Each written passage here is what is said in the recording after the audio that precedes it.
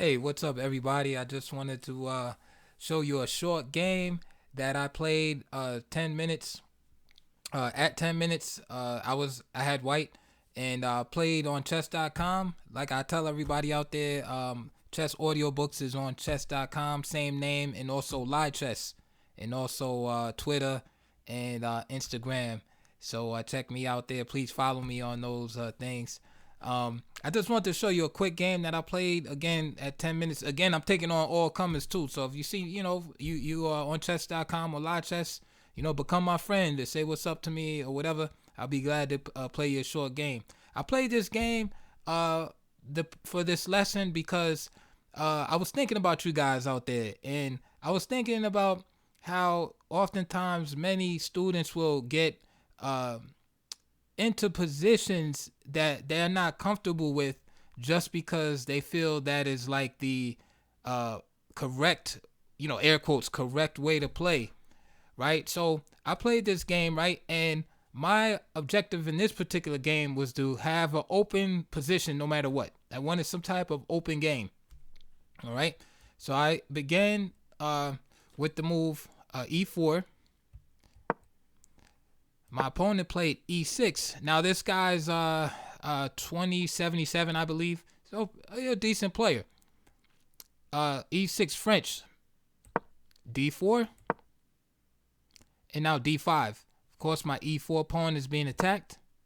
So knight C3. Again, if I want an open game, I want to play in this classical manner.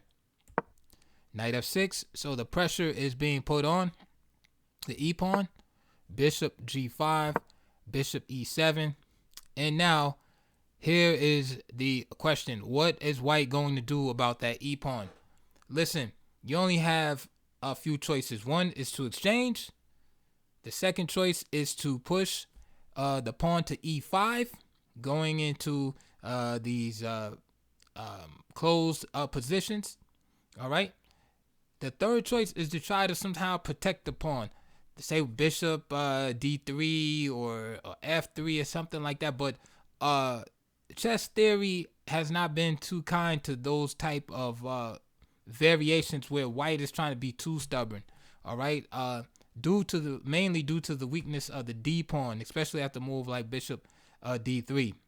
All right. So I had to take it back to the 1800s, right, to the 19th century, and Paul Morphy, and where he would just simply go into the exchange variation. Now, before you say, oh man, everybody knows the exchange variation has a history of being drawers.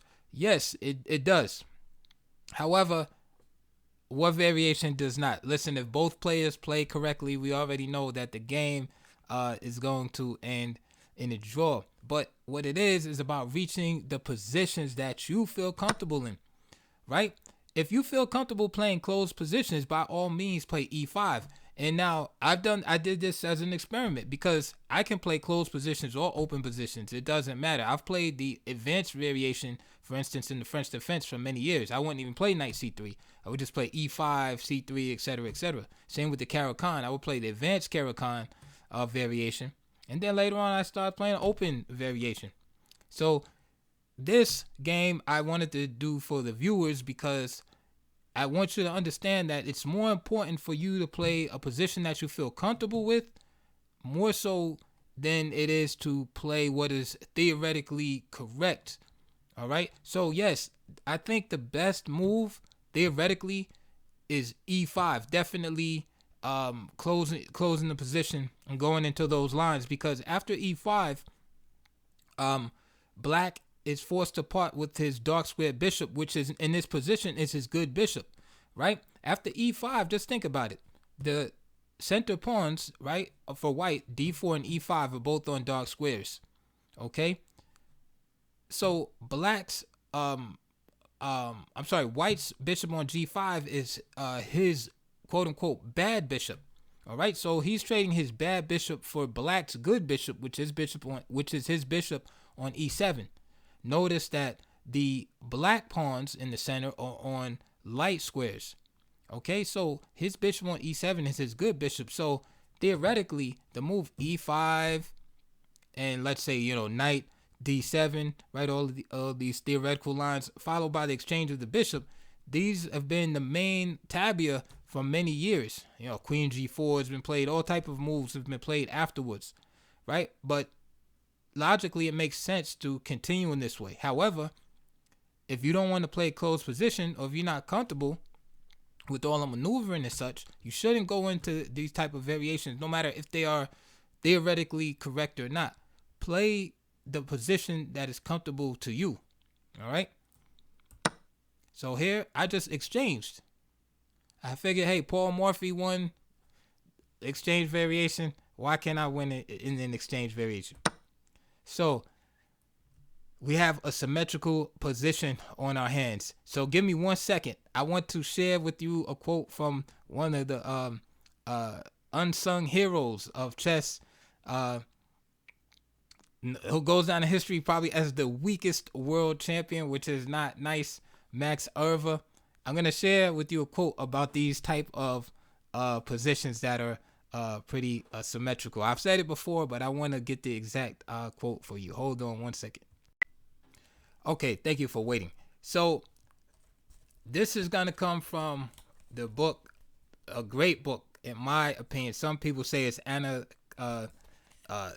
anachronistic, right? It's outdated. It's The Middle Game, right, by Max Euwe. It's actually two parts to it. So one is The Middle Game, book 1, which is, hope you can see that, which is static features.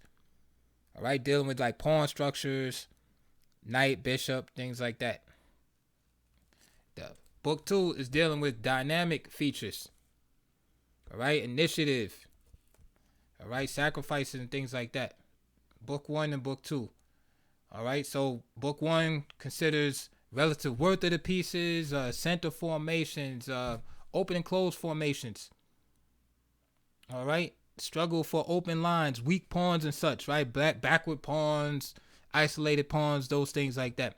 Book 2 deals with the dynamic features of the game.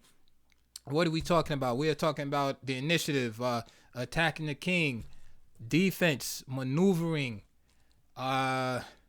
psychological factors, right? So this is these books are great books. They're old school, but good. Not a lot of not a lot of just computer lines and stuff like that. There was no computers. It's explanation. All right. So of course, there's some mistakes in the analysis due to human error, of course. But what is gold in these books is his actual explanation and reasoning right behind these ideas. So I'm going to share with you from book 1 the static features. Page 61 on center for I had this book so long it's falling apart. I have to actually get it take it to a book binder. Part 2, center formations, right? This is page 61. What does he say about symmetrical center formations?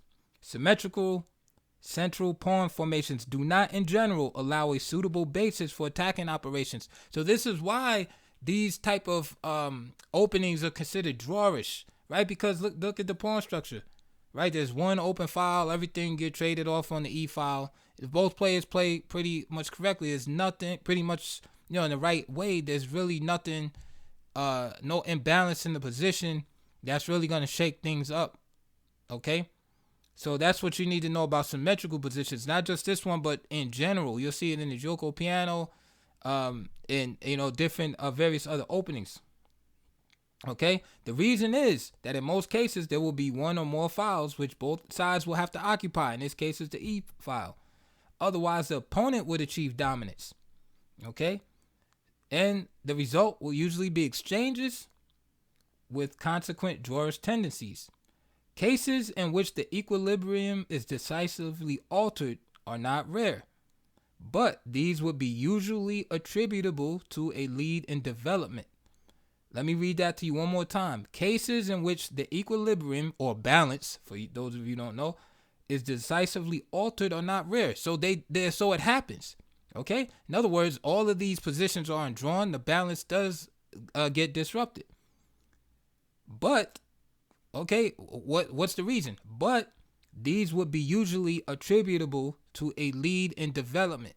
So what Euwe is giving you right here, thank you for your patience. what Irva is giving you right here is the key to playing these type of positions. He's like, listen, these positions are pretty drawish, but if you want to win, you're gonna have to get some type of initiative, some type of lead and development. Okay, it's gonna be a race. Okay, so you're gonna have to be good with your piece play in order to make this happen. All right, this is basically the only way you're gonna win such type of positions. If you're slow, it's not gonna happen. Okay, so with that in mind, we'll keep going. So I played bishop d3. Of course, this prevents him from playing bishop f5. Okay, I delayed the movement of my knight to f3 just so he's not so quick just to play bishop g4. I know he wants to play that, but I'm delaying things a bit. Fine, castles, knight f3. Now he does h3. I go to h4. Another move, bishop f4 is good. Or bishop e3, eyeing the d pawn. He plays knight c6 here. He could have also played bishop g4 here, putting pressure on my d pawn. I would have had to play h3. Bishop takes knight, queen takes knight, and then say knight c6, for example. Then I would take his knight on f6, and then I would castle queen side. I would have pressure on his d pawn. He would have pressure on my e pawn. So he has a different plan in mind. He plays knight c6. I play h3 to stop the bishop from coming to g4. And then he plays knight b4, which is common, right? Getting rid of a powerful piece in white's arsenal. Castle. So I keep moving with the pieces. He takes, so he gets rid of one of my pieces and one of his pieces. However, my queen now takes over that diagonal. Okay? He plays c6. And now I play knight into e5. He plays knight h7. And to me, that move is kind of suspect because, again, it's the only idea associated with it really is just to kind of trade off the queens. Trade off the bishops. And that's his good bishop anyway, so what's the rush? If anything, if you're trying to trade pieces and draw real quick, maybe play knight d7 here and at least try to trade off two sets of pieces. This is another thing I noticed, speaking of psychological factors, is when you play symmetrical variations against people, sometimes they get draw in their mind, like you're trying to draw. Especially French players. It's been told to us so long that the exchange variation is drawers, drawers, drawers. When you play it as white, I feel that a lot of French players drop their guard as if they don't want to they're looking at it like, oh, you're just trying to draw. So it's kind of like they go for a draw too. And you could kind of rock them to sleep. Like, I feel like this move knight h7 is really not that good. That shows me, like, the way I read it was like, okay, this guy just wants to draw. Bishops come off, and this actually allows me to gain a little initiative, right? A little lead in development as I was reading to you. Queen comes to e7, and now my rook is right there. So he's going to have to move the queen again at some point. So there it is. Again, it doesn't look like too much, but notice white is always have like a little step ahead, right? I have control of the file, right? The only open file. I have control of it. The knight is on e5. Am I winning? No, but it's just a little by little. So my knight on c3 is finished, right, with this job. So I'm going to bring it over to the king side. At the same time, I know that black wants to develop that bishop to f5 at some point. He can't do it. He's going to have to play a move like maybe g6 if he wants to do it. So I'm preparing to transfer my knight over to the king side, particularly g3. And this is going to stop him, if he plays g6, from playing the move bishop f5. There it is, g6. And so I keep the bishop off of f5. The king comes up. And to me, this is like showing that he's kind of running out of ideas a little bit. And he's not really working on his development. He just brings the king to g7. He's worried about what might happen on the g6 square at some point. and now I play h4. My idea here is that with the knight on e5, it's guarding the g4 square, so he can't put a piece there. f5 is taken care of, and the h4 pawn keeps the knight from hopping into g4. All right. So he does that, which again to me is another weakening move. So he weakens the king side a little more. But again, he's comfortable because he's saying, hey, okay, there's really not much going on. However, I'm slowly building my position. He's weakening his. I'm slowly building mine up. Rook e3. Okay. I have ideas of doubling the rooks, using the rooks on the third rank, right? I see his king side is a little compromised, right? Where's the dark square bishop? You got a fiend kettle set up, but where's the dark square bishop? So I want to occupy those dark squares, all right? He makes a logical move. He brings the knight back to f6, whereby now he can come in the freed up g4 square at some point. I just play f3, so I stop that. Again, where you putting the light square bishop? So I make sure that it's always a problem. This move f3 wasn't even the strongest move. I could have just played rook a e1, right? But I wanted to play this prophylaxis.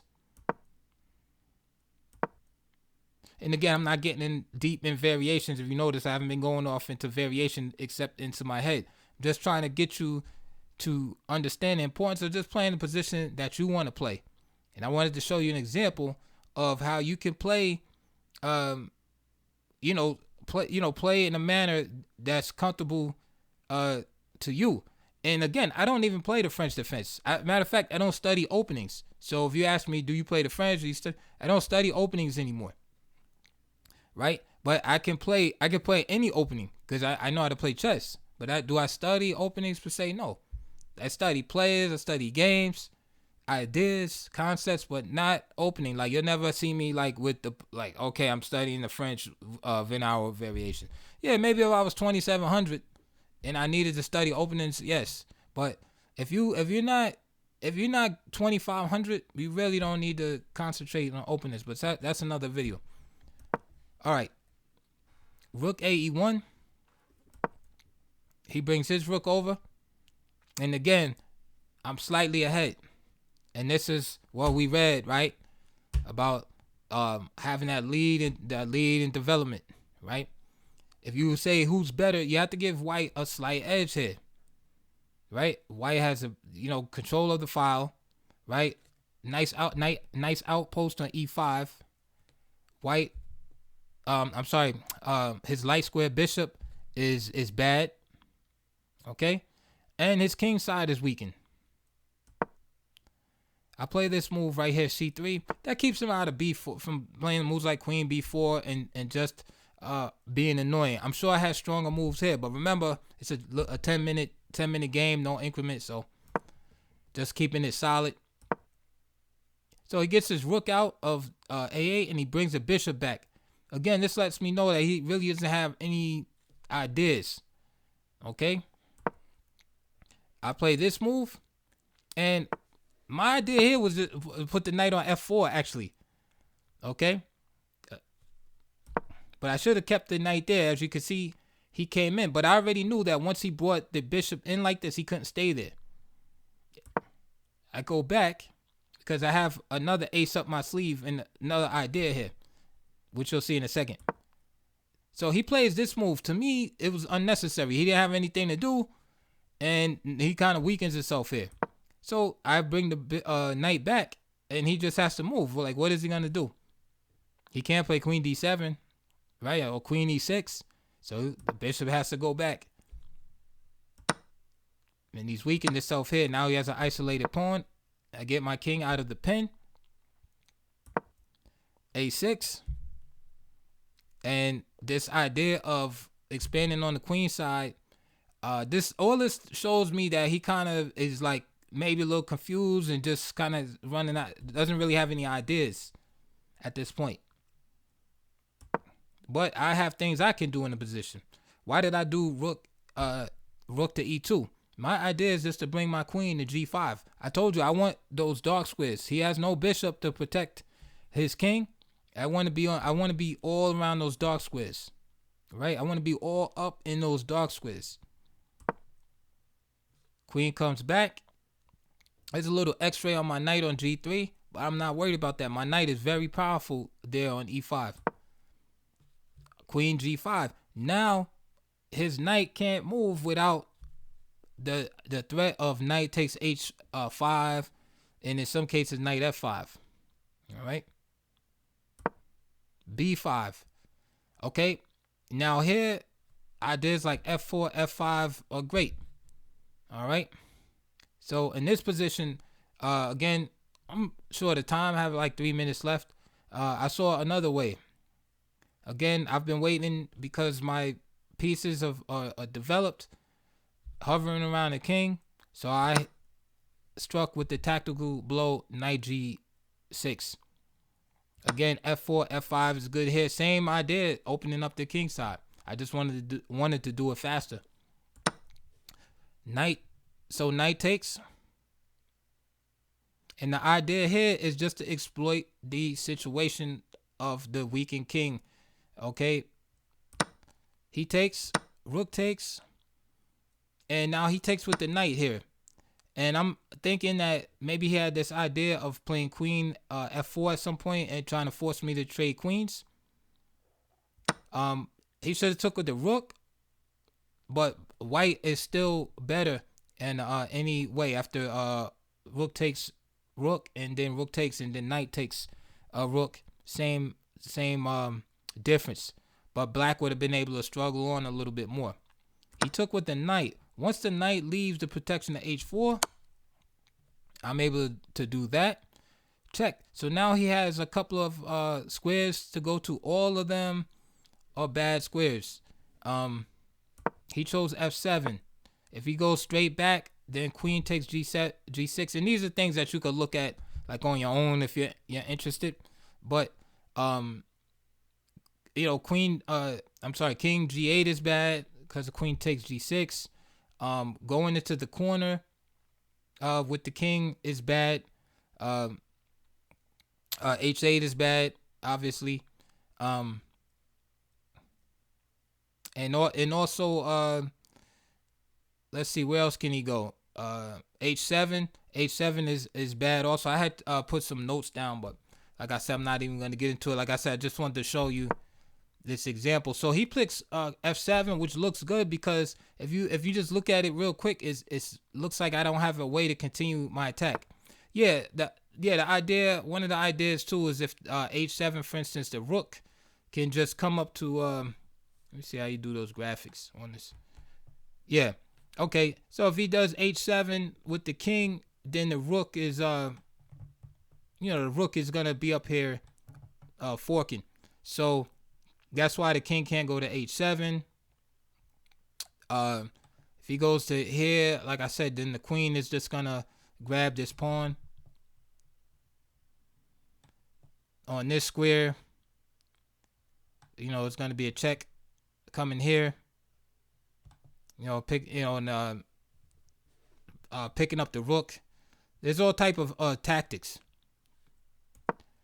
Trust me on that. Those are all losing continuations as well as this one. So the sacrifice is sound. It's not just like a nonsense sacrifice. F7 was played. King F7. I'm sorry. And again, he felt it was good because there was no real way to. It looks like there's no way to really continue here. Like I can't really get in here. And make something happen. I thought about one of the first things I had thought of was a queen here, followed by queen here, and checking and then trying to pick up the queen here. But as you can see, the knight is protecting here. I even thought of rook takes, and then trying the same thing. However, like they say, keep it simple, stupid, right? Simple is better. And here I just simply played queen takes d5, check, and as you can see, it's a beautiful mate. After bishop e6, there's no stopping the mate. And so you can see from a relatively drawish and symmetrical position, right, with a few errors and slip ups here and there, White was able to actually land, a nice sacrifice and play a nice game. Who would have thought this would come, right? This type of ending would come out of exchange variation. Well, you'd be surprised, you know? So, again, it's not really about the opening, but it's just about playing to your style. And that's the message that I wanted to give everyone today, using this game as an example, is if you're getting ready to sit down and play a game, ask yourself what type of positions do I want to play? Like what am I feeling right now? Do I want an open position? Do I feel like going to war? Do I want a quiet position? Right? Do I want to, opposite wing castling? Like if you want to fight, maybe play like a some type of game where you could cast on the opposite side, or something with a lot of imbalances. It might not be the best theoretically, but don't be afraid to play Alacon defense, right? If you want to imbalance a position, don't be afraid to play a Dutch defense. Just as long as the positions that are resulting are comfortable to you, make sure they're always comfortable for you. And if you can, make them uncomfortable for your opponent. Don't try to follow what is theoretically correct, because a lot of times there's more than one way to go, right? There might be 4 or 5 correct continuations. All right, find the one that is most conducive to your style, and you'll see your results get better. Don't try to follow the theory. Try to follow what is comfortable for you. And so that's my message for today. So I hope you liked that video. I rambled on a little bit, but please like and subscribe. Check the links below. Please support my channel. Donate if you can. I would appreciate that. There's some videos down below. Remember, I'm on chess.com, live chess, the same name, and Instagram, and on Twitter. I don't even know if dudes like are really on it like that, but I just put, I'm on there just like, just trying to be on the major platforms. So if you have any questions or anything, hit me up. Or like I said, if you want to play, just come on chess.com or live chess, and if you see me on there, then say what's up, and we can play some games together. All right, so I'll see you guys on the next video.